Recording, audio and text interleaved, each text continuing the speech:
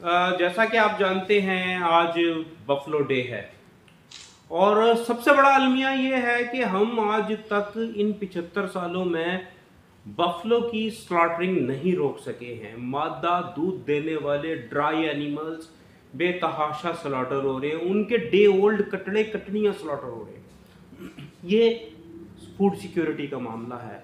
इसकी जिम्मेदारी आयद होती है ministry of national food security and research पे और चारों सूबों के महकमा लाइव स्टॉक पे। तो मैं अपील ये करूँगा तमाम मुतालिका अथॉरिटी से, DGRB एंड FC से कि जनाब स्लॉटरिंग की हौसला शिकनी करने के लिए, उसे बंद करने के लिए सबसे ज़्यादा जो अहम है वो किसानों का जो माल मवेशी है वो कम किराए पे अंदरून सिंध और पंजाब भेजने के लिए उन्हें फैसिलिटेट किया जाए। वो कैसे हो सकता है?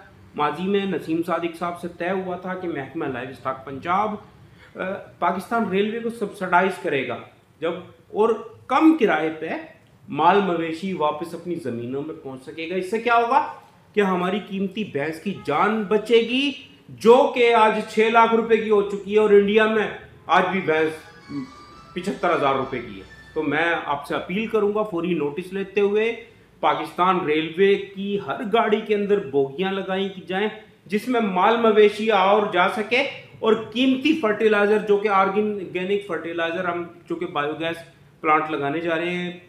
पाकिस्तान का सबसे बड़ा बायोगैस प्लांट, बल्कि एशिया का सबसे बड़ा बायोगैस प्लांट, जिससे BRT red line biogas project चलेगा।